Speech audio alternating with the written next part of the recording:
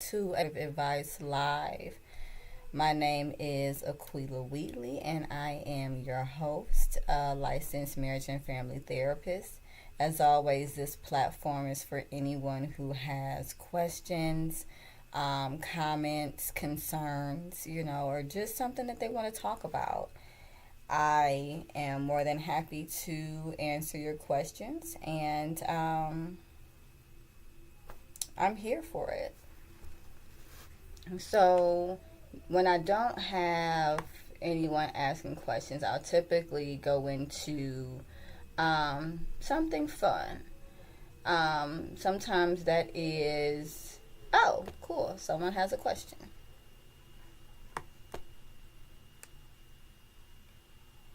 Celie? Hi, Hi. Cele. Yeah, nice to Cele. meet you. Nice to meet you as It's well. more, it's more like a technical question maybe, but I'm trying to understand the differences in the U.S. right about because people are having a hard time explaining to me right, like I know or I think they understand a psychiatrist is a doctor, a psychologist, and then they call something a therapist, which they say is not a psychologist. I just I don't. I come from a country with I think it's the most have the most psychologists per capita in the world. So to me, it's by far. I think it's the in Finland, but by far. So to me, it's like every day, right? And yeah, how is it? And the other question would be right, like many times the psychiatrist is the one that is providing therapy or psychoanalysis as well. So, you make a great point. You make an excellent point, right? So, you have psychiatry, and psychiatry, there is med management. One thing that I've learned as a therapist working with a lot of psychiatrists is that a lot of psychiatrists are not taught therapy or psychotherapy practices. They are taught med management practices, almost like an MD. Um, and so, in working with a lot of psychiatrists or individuals that do med management, I've actually had to teach therapeutic principles or strategies. As far as psychologists, they do therapy. They do psychotherapy, and psychologists can do therapy, but a therapist is not a psychologist. So it's really interesting, and because like there Oh, is a specific license that you have to get to be considered a psychologist that you don't have mhm. to be considered a therapist. So it's an additional licensure that one would get to Oh, become a psychologist.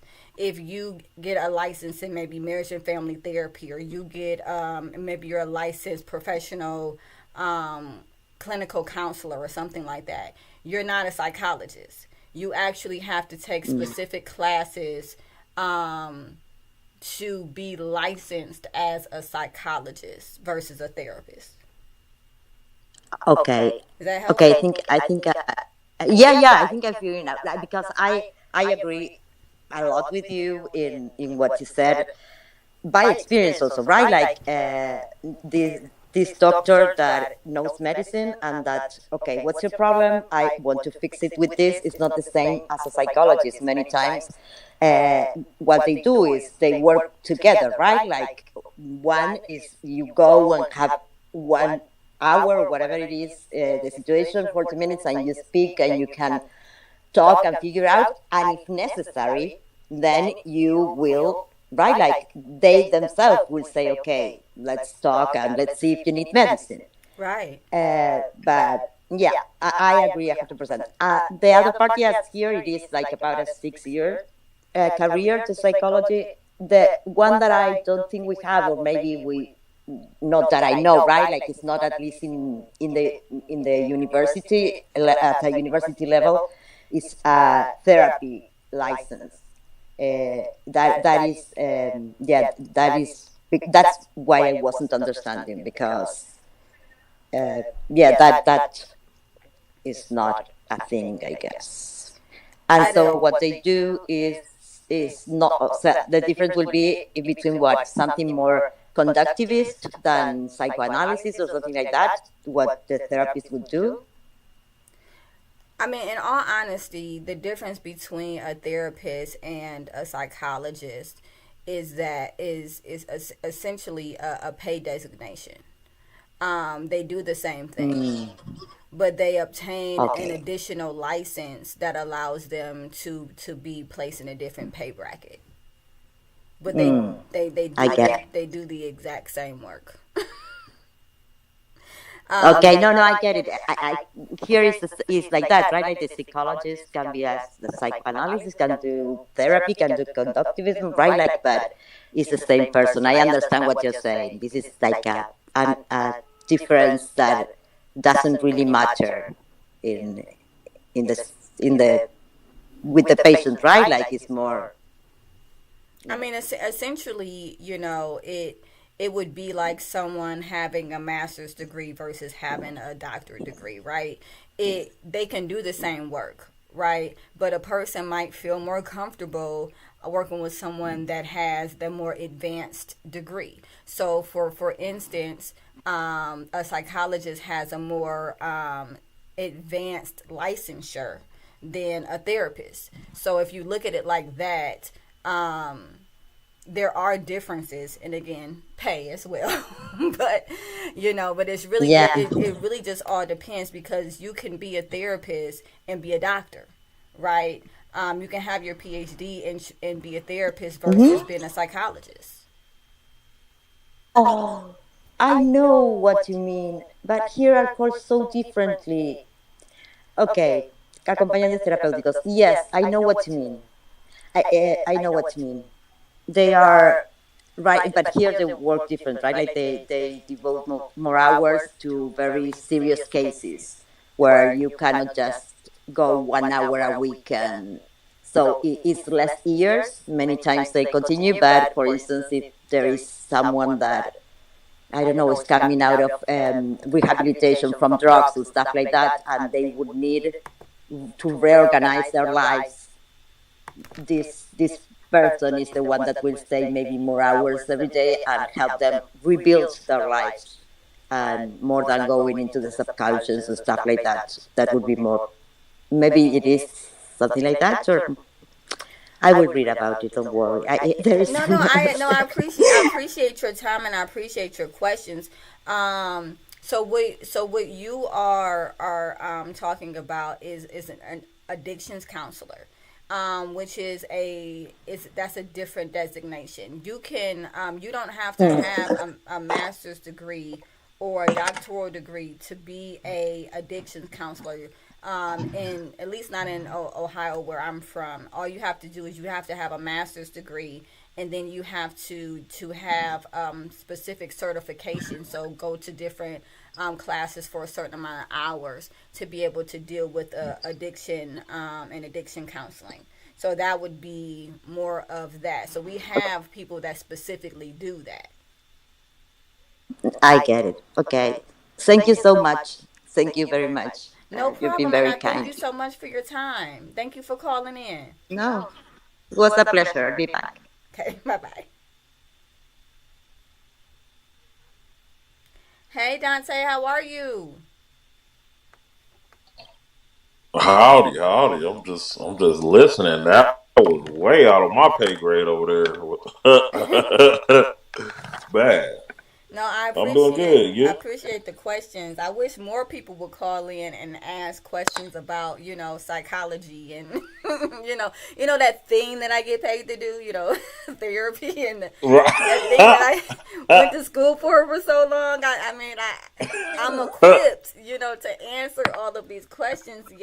Yet not too many people call in about it. So I thank Celie and I hope Sally, and I hope that you spread the word that there is a licensed marriage and family therapist that is giving out free advice or services, answering questions, things like that. We're here every Thursday. For the most part, won't be here next Thursday. That's Thanksgiving, but Thursdays at 6 o'clock. So yeah, and if you have any more questions, definitely make sure you let us know. So Mo, now listen here. Okay, now I just was talking to you, and you said I'm about to spill everything. No, I'm kidding. No, seriously, I just was talking to you, and you said that you were not available. Now I'm gonna need your yay to be yay and your nay to be nay. You say you not available, then you pop up like what is happening? You know, it's okay. Not to be available. I mean, heck, I host a show, and sometimes I'm not available, and I'm the host. Um, so did you have any questions, Dante? Because I love talking about this field. Did you have any questions as it relates to the differences of psychology, therapy, psychiatry, and what might influence different fields or interest in different fields?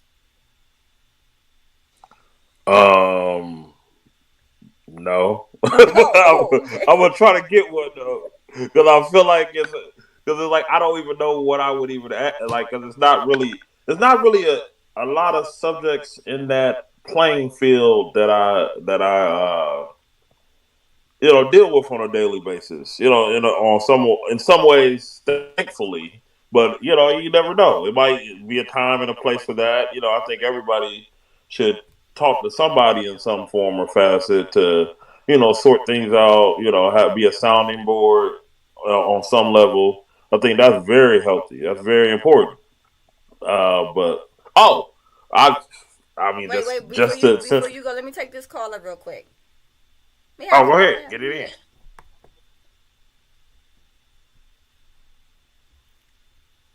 yeah. Sorry, I'm going to take advantage of you then, if you are with, because okay, there's mental health is taboo, in more or less in every country, right? Like, Mhm. but in some countries it's more than in others, and sometimes, right, like, it is easier for people to, right, like, if it is very taboo in a country to go and take some medication, when sometimes maybe what they need is therapy, right? Like, and develop the tools to deal with the problem, right? Like, not make the feelings disappear or whatever it is. And I don't know why do you think because I feel like in the US it is taboo to say, like, or sometimes it's like psychology, or, right, like, not the doctor they can be against because big pharma or whatever, but as if it is as a, a discipline that you have to believe or not, as if it was a religion. Oh, I don't believe in that. It's like, what are you talking about? That is a career in university. It's a scientific. Right, It's not like you believe or not, but yeah.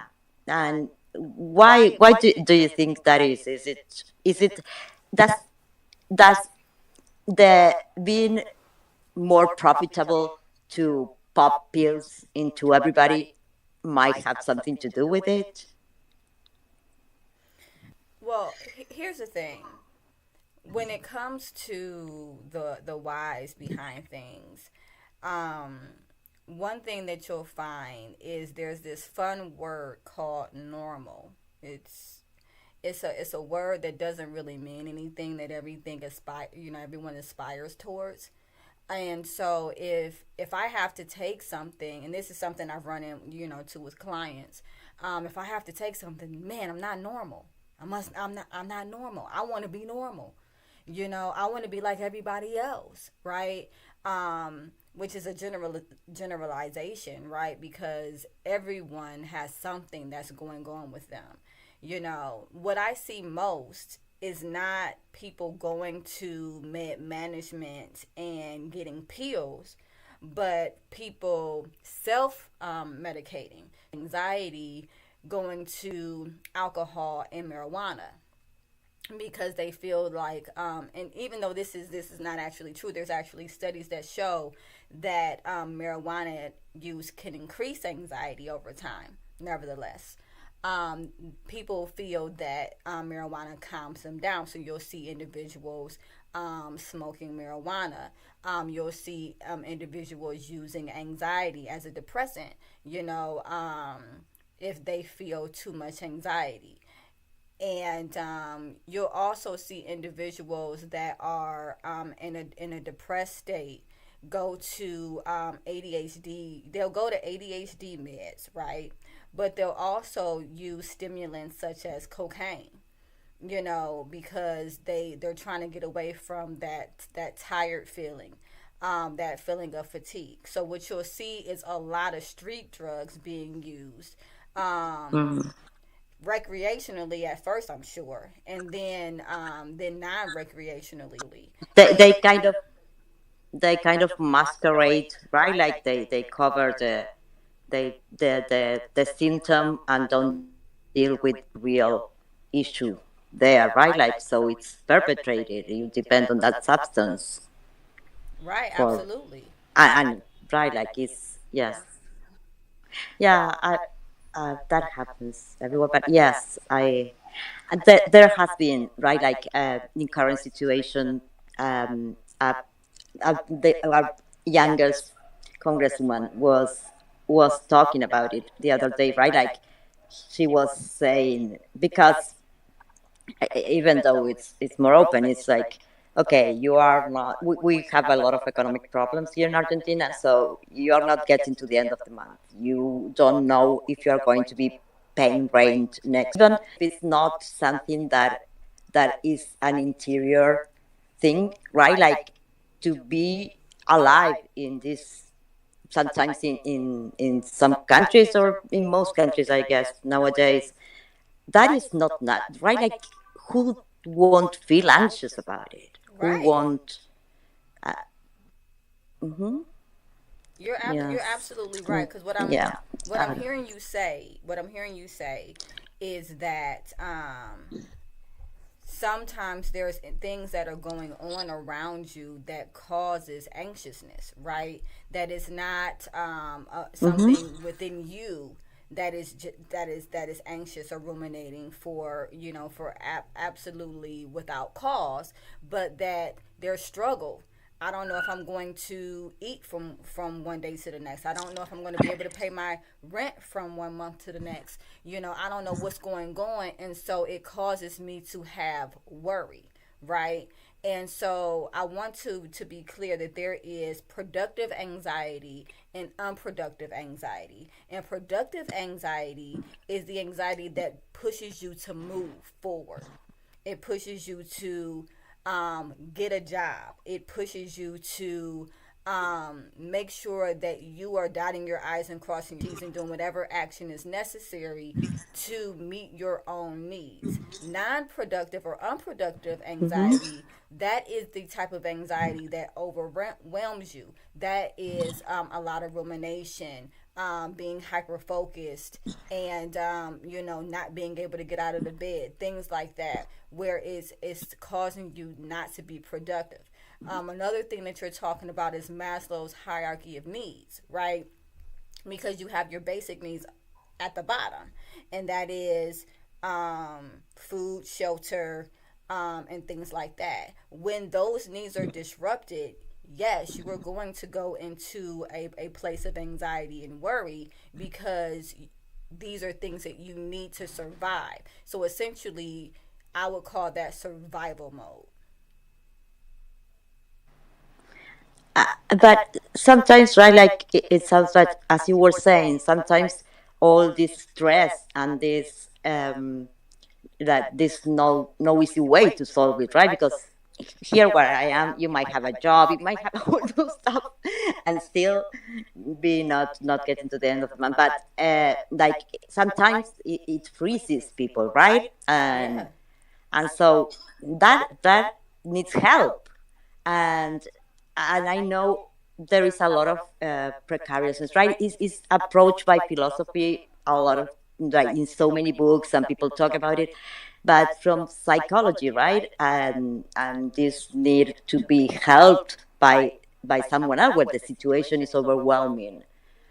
I don't know why that message is not being spread the same, right? Or even taught at school, because you will, like, they will teach you many times Kafka, but yeah, psychology, not so much. So, interestingly enough, one thing that you are going to see more in schools now than you did, especially when I was younger and in the generation before me, is SEL, emotional learning, right? And so they actually have that in preschool now. They have that in kindergarten and in grade school, where they actually are purposely teaching you emotional regulation. They're teaching you social skills. They're teaching you how to learn how to regulate yourself and how to understand the emotions that you're feeling. I think that the word is out there that we are coming to a place where individuals, they don't know how to self-regulate. They don't know how to self-soothe. They don't know, you know, um, what their somatic system does. Like, for instance, you were talking about, it can cause people to freeze. Well, that's your somatic system: fight, flight, or freeze, right? So how you address stress, how you react to stress, and how your body, takes in cortisol and uses it is going to be different from me and from my panel, Dante, Mr. Machismo. So I think that it's out there. I just don't think that it's broad enough where it's everywhere. Yeah, exactly. What is the name? Because it sounds so interesting. I'm gonna look. What is the name that of this? Well, you said you call it something. This Social method, this going.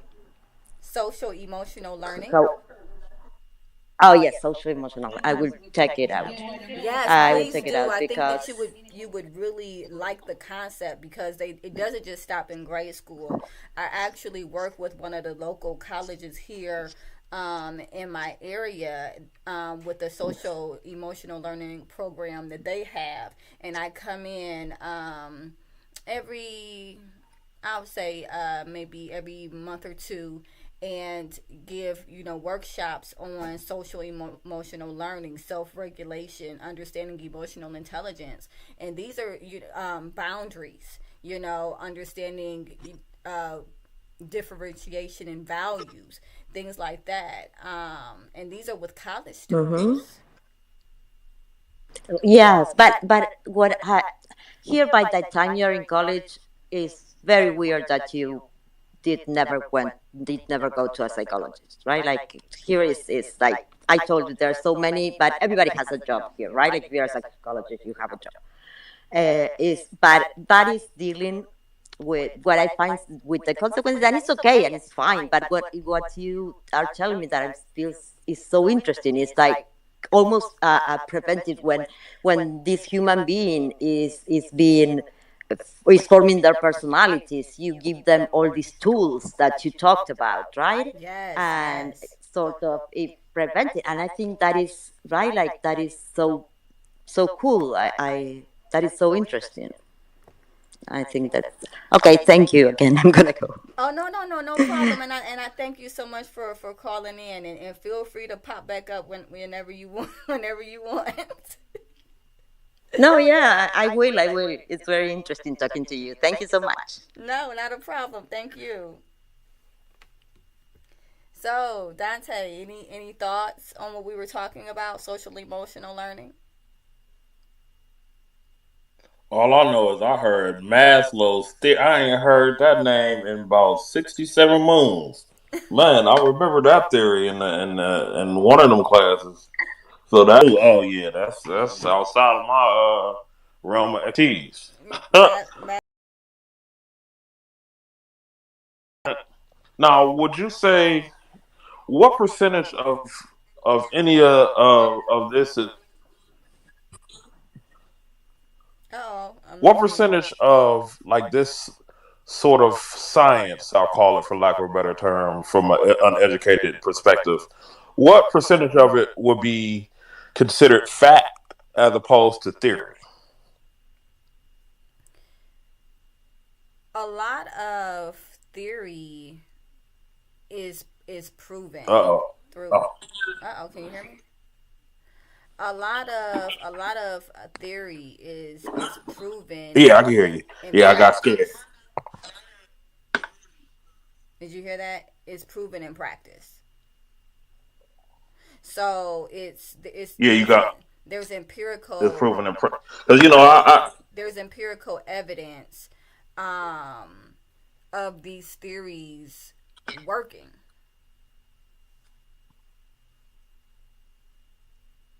Hello. empirical evidence. Oh, this we at the $200 words today. Okay. Um, there The- are theory there are early theories, right? But then at some point, for individuals to take psychology seriously and psycho I want to say analysis seriously, there had to be empirical evidence. It couldn't just be, oh, well, I think if this happens and that happens and this happens, then this will happen. For instance, even if you take my dissertation, right? In my dissertation, I'm doing a quantitative study, right? And in that quantitative study, I am trying to find the strength in variables such as paternal absence and strong black woman schema and marital attitudes and the impact that they have on resiliency in African American women. So I'm doing kind of like a hierarchical type of study to see how these variables influence resiliency in African American women. So all of what we do is, it begins in theory and then it ends in practice. Mm. Cause, cause even with like, cause I noticed, or someone actually mentioned it, you know, from listening to, you know, podcasts over the years and just different stuff. Like, I don't think we really understand when like a doctor says they have a medical practice. So in theory, there is not a 99.9% or absolute involved in their process. However, based on like past precedents, I gather that that makes it the proper course of action just based on that alone. Whereas more, it's a proven thing. So Right, I always kind absolutely. of just am curious about that because that you know when you start using terms like practice and you know I don't think we realize what that means. That means there is yeah, this is what happens 9 out of 10, but then there's one. Then there's that one. So it just is always interesting to me to like always keep that in perspective. Absolutely. Whether it's psychology, whether it's psychiatry, management, whether it is, marriage and family therapy coming from a systemic perspective, um, or whether you are an MD, where maybe you're a surgeon or you are a primary care physician or you specialize in something. Everything is practice, right? That's why they call themselves practicing physicians or practicing clinicians because no one knows everything. There's always going to be something that we have to solve or figure out, or maybe we try this, that didn't work, okay, we'll try this. So based off of the knowledge that we have, based on the hypothesis that we've come up with, these are the possible outcomes, these are the possible techniques that might work, and so you'll hear that. If you ever talk to a doctor, they'll tell you, well, you can do this, but there's a 99% chance that this will work. There's an 89% chance that this other procedure will work better. So it's all about validity. It's all about consistency. Can this result be replicated? If the results are not replicated and it doesn't have any validity, then essentially all you have is an opinion and not a fact. Gotcha.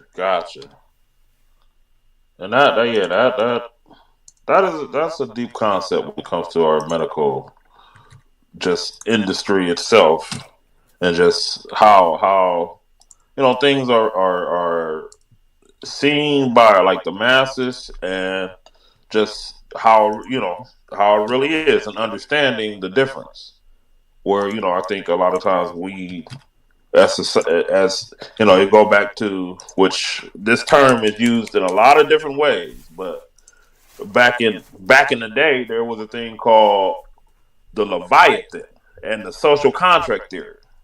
Well, in essence, I'm a history guy. I kind of like that stuff. But anyway, there was a person that represented the expressions, thoughts, and ideals of the masses for an area or a group, kind of like our elected people, which is exactly the same thing. So they made this thing called the social contract theory, and the Leviathan was what they called that person at the time in old English days or whatnot. So in essence, you basically gave all your power to that entity to make decisions for your best interest in mind. But also on the other end, the social contract theory part of it is the individuals in the societies, not right, but responsibility to dismantle that entity if they feel that entity has gone awry or gone amiss. So, with that in mind, to translate it and bring it together, I think we as individuals in today's society, we don't understand that part of giving our sovereignty to our doctors or people in government or people that are in power. And we forget that we have a responsibility to speak up and be aware of these things. So that's why I always ask some little random questions like that. And I think that you make an excellent point, right? Because it reminds me of like ancient Rome, right? Where essentially the people that were involved in war at some point were the individuals that were able to kind of vote or whatever. And then it got to the point where people were like, well, that's not fair. Not just the people who fight and win war should be. So then they gave voting rights to the general population.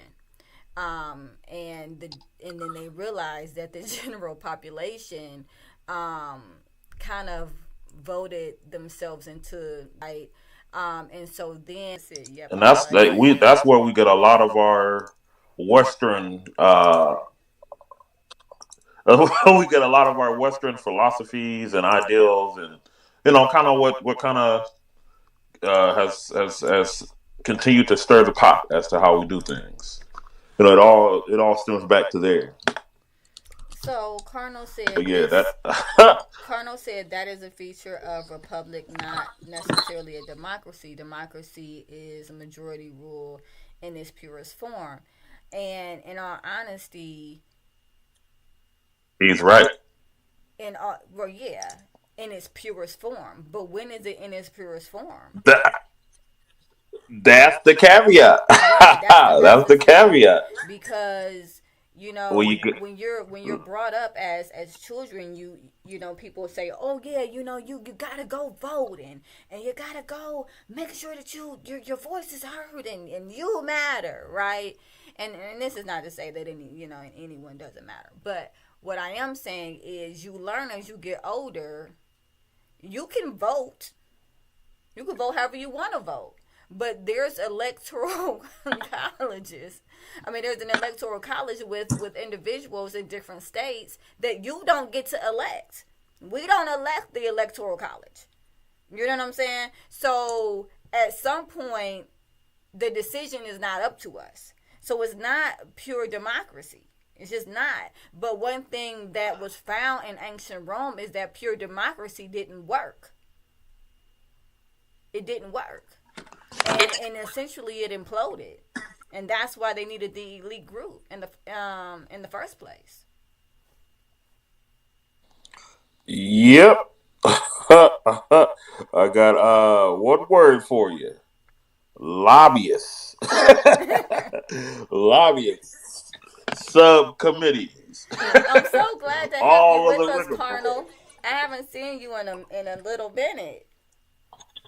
My guy Cardinal, absolutely. Yeah. Mo, we miss you. Sorry for messing with you earlier. I'm just saying no, you know. If you busy, you busy. You know. I just want to make sure that this never becomes a distraction, you know, from anything that is needed to be done. And I know that my panelists, you know, they show up weekly, but you know, you guys have lives, and I understand that too, which is why I appreciate you guys so much. Um, Connell says, yes, sorry, Oh, I it's all had an right. appointment last Thursday. What is this? But you are mixing hobbies. Okay. If you could politely talk to me, come be a caller again so that you can explain what you're talking about. Sally, I'm talking to you. Oh, she up there.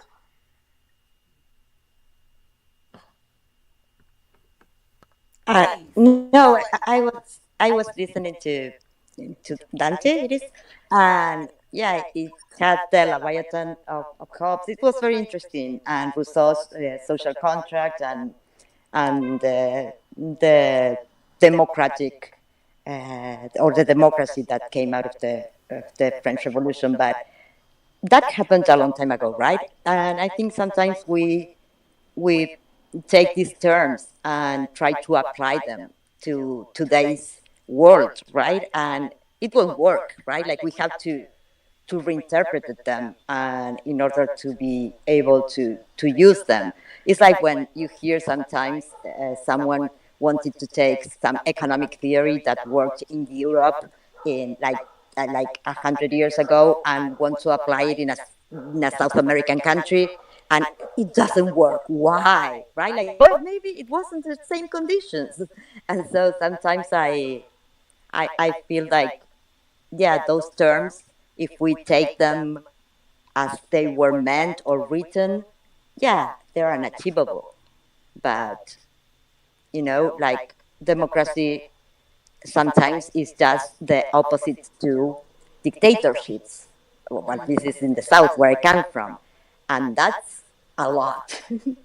And it might not, right? Like, there must not be democracy in the economic part, or the voting system seems to, right, like always fall in the same. But the difference from your everyday day-to-day freedom to dictatorship, I think that's what gives in it, I think maybe in here value to not to lose and to fight for democracy or the democratic process. Because all the things that you said, I agree completely. I just wanted to add that there is these other parts in modern world that, yeah, make it more important or more worthwhile than sometimes people take it lightly, right? Yeah. And yeah, I remember the first time after a very long dictatorship that I was little, and my mother, how much she cried when she went to vote, right? And I know many times here we're the same as there, right?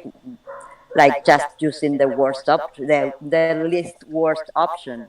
But the thing is that it's important even to go and vote in blank or something, right? Like it's because it's a reflection in the way that the police is handled and the way that the laws that may pass, and then yeah, you hit reality. But at least, right? Like you have how to work it out, or see how to work a solution, because the the the opposition to democracy, it is to me so scary. That's that.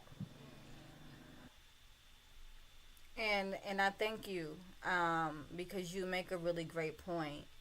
You know, I think because we've never been faced with a dictatorship, you know, we can take democracy in its terms, and we can take it for granted. You're absolutely right.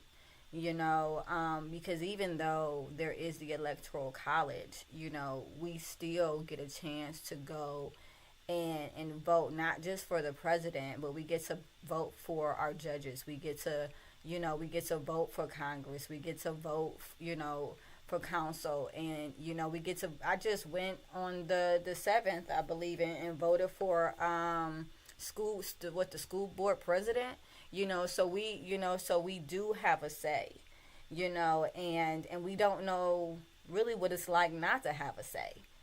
I mean, as African Americans, there was a time, obviously, in which we could not vote, right?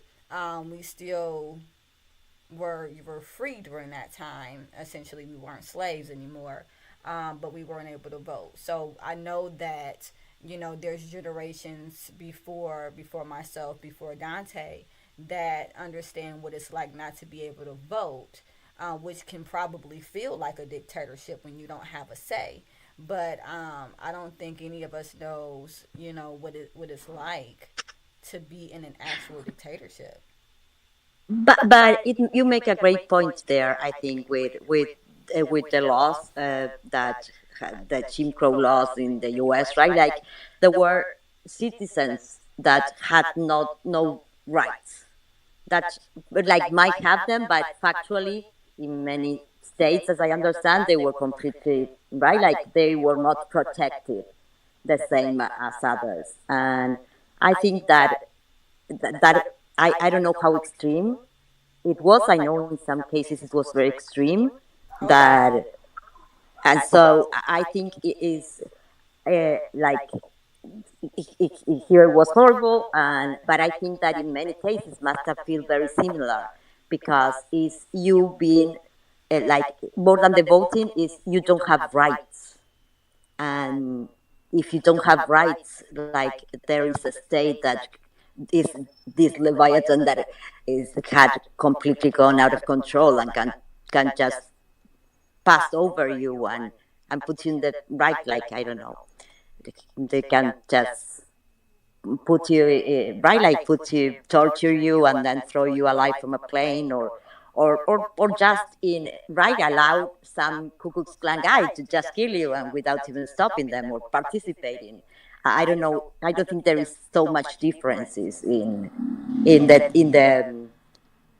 feeling, right? Like that being a person in society and having no rights. I think it's kind of similar. So And I can definitely see that perspective, because when you're in a dictatorship, from what I know, there is essentially there's just one person that's kind of running the whole show, and so they can pretty much do whatever they want to do, and though I've not experienced that, as an African American, I know that in my lineage it has been experienced that we weren't considered people at some point. A male African American was 3/5 a person. And so they weren't allowed to read, they weren't allowed to write, to learn, to vote, to have opinions or anything like that. And I didn't live in that time. I can't say that I have a direct experience with it, but through different avenues, I do have vicarious experiences with it. And yeah, that does create a lot of anxiety, I'm sure, not having any voice. And also, I think that those times that you're mentioning, that is like that is way beyond, right? Like that is not a dictatorship. That is something completely different. When a human being is not that they don't have rights. That I would compare that more on some situations or some states during the Jim Crow. The other part that just is I don't know how, like, even unimaginable. Like I cannot even imagine not to be considered a person, a human being, right? Like not just not having rights, but that is even more. And I know that there's this thing that I'm sure you know a lot about, which is collective trauma.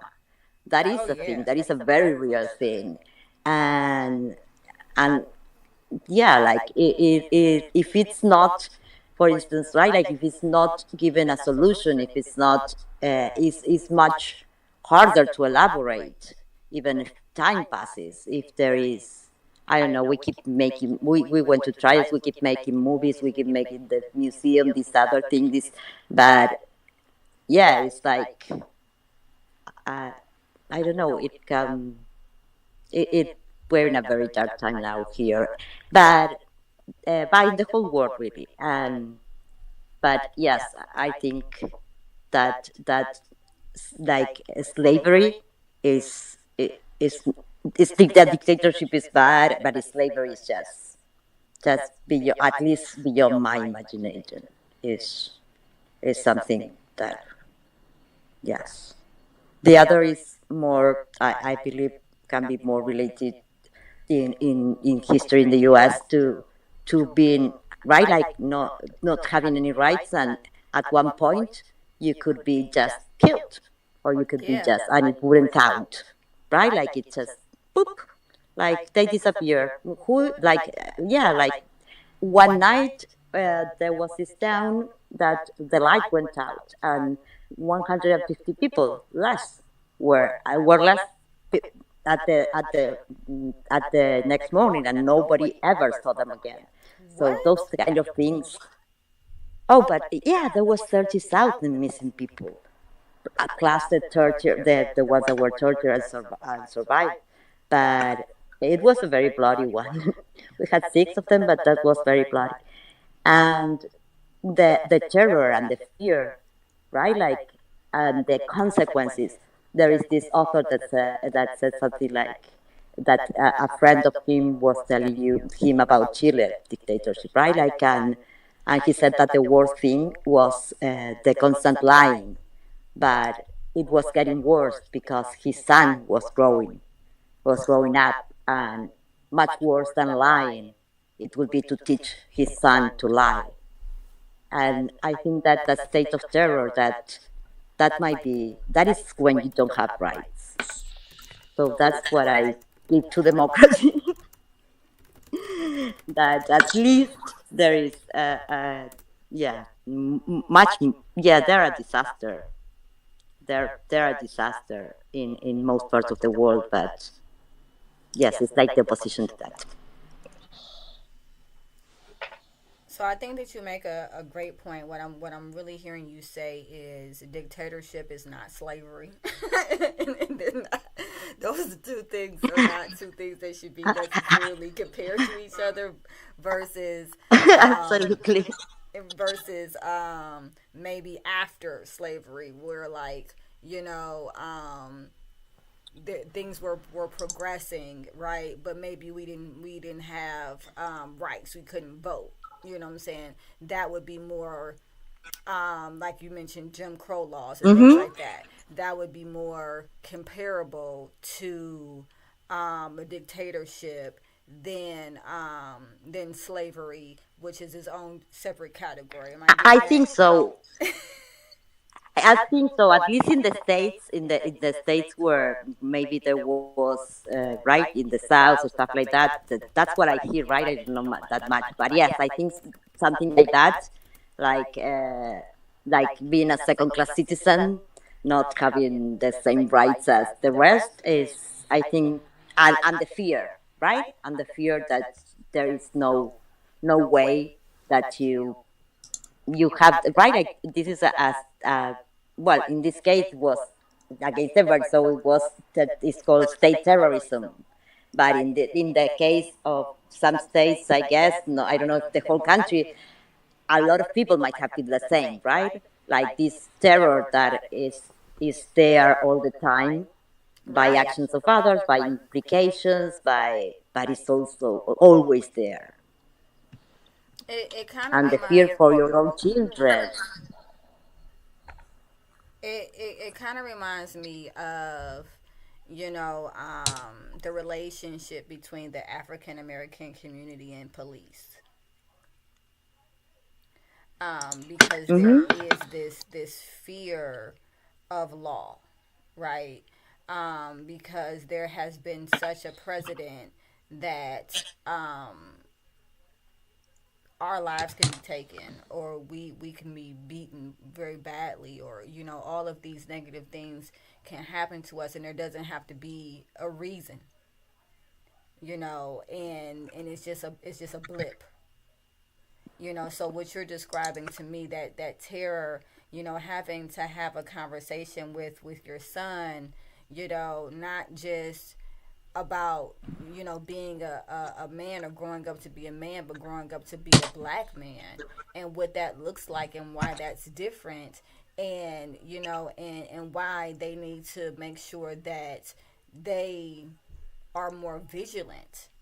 It's you don't want to teach fear, but you also want to make sure that they have enough discipline, that they don't end up in situations that will cause them to experience what you want them to avoid.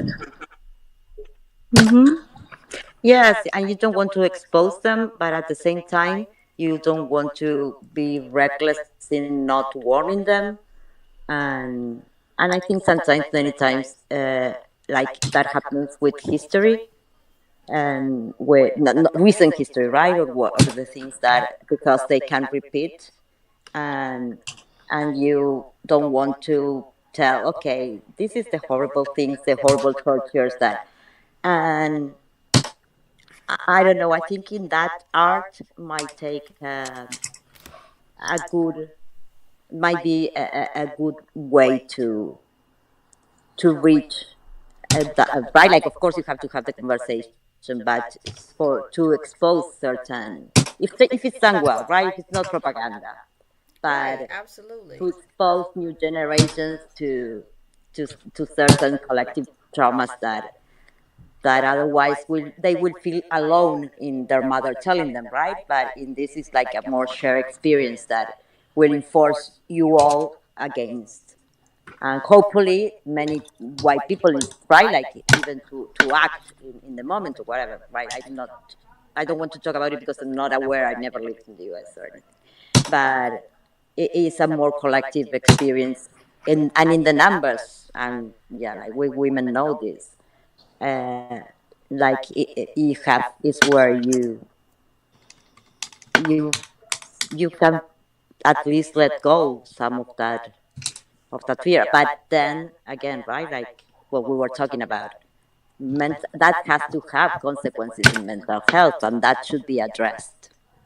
Absolutely, and that's what takes us back to social emotional learning, right? Because it is the teaching of regulation, emotional regulation, the teach of impulse control, understanding someone else's posture, having emotional intelligence, why that's important, not only in scenarios where you may be in danger, but even if you're trying to go an interview, kind of understanding, how to read the other person, or how to regulate yourself if something goes wrong. All of those things are really really important, and I'm so glad that they're putting social emotional learning principles in pre-K, in grade school, and in college.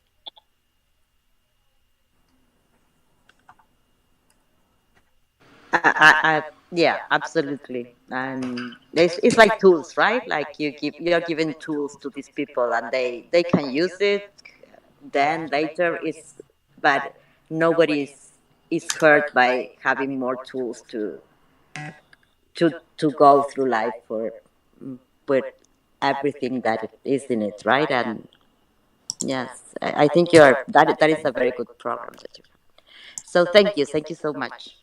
And thank you. I hope that you join us, not next week, because next week is Thanksgiving, but the week after we will be back. Dante, I'm so sorry you didn't get a lot of a chance to talk today. We had a really awesome caller, and I hope that she calls again next time we're on. But was there anything that you wanted to say before we wrap? No, y'all said a lot. Man, that was, but it was good though. It was like I enjoyed just sitting back and kind of just soaking it all in because it's a lot of stuff that's a little beyond my frame of reference, but also very relatable things. As far as just some of the you mentioned the fear of police and some of the other things where kind of almost felt a sense of hopelessness. In the early 1900s all the way up, even in some cases, even today. Uh, yeah, it's a lot to unpack, and it's one of those things where, well, what's the meme that always say IYK. If you know, you know. That's one of, unfortunately, I think it's something that everybody should know because it's so dramatic. Where there's even to this day what they call sundown towns, where if you have a certain skin tone, you better not be in there when the sun go down. And that's something that was as recent as the 50s, 60s, and as close as cities like Bedford, Cuyahoga Falls, various other places. And this is stuff that we just sweep under the rug as if oh, that was so long ago. That was no, this was you and your mammy and your pappy who first was drinking cold duck and made you or something. So that's something that I think if we can keep it, be abreast of it, I think it lessens the chances of repeating such behavior, whether it be with a group because of race or religious beliefs or whatever. Nobody should be just totally just thrown to the wolves, so to speak. Allow for people not to like them, and even their misunderstanding of them to guide them to hurt them. And that's something that it's crazy because it still affects those same people that were mistreated even today. So there's that. So, with that being said, I thank you so much for being a part of my panel today, as I do each week. The world would be so boring with only one point of view, right? Maria and Sele, I hope that you join us again, not next week, that's Thanksgiving, but the week after. And subscribe, because if you subscribe, then you'll know when we're on. And I would love you to come back and call in and have more conversation, around that lovely thing I get paid to do.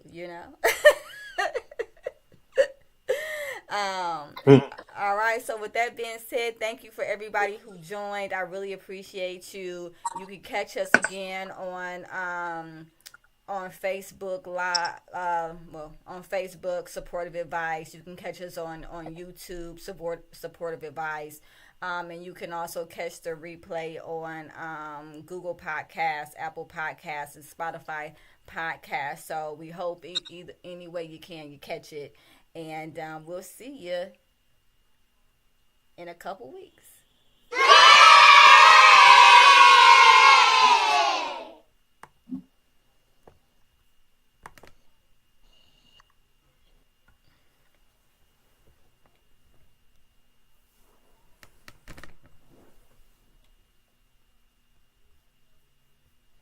Remember, as always, if you are still listening, that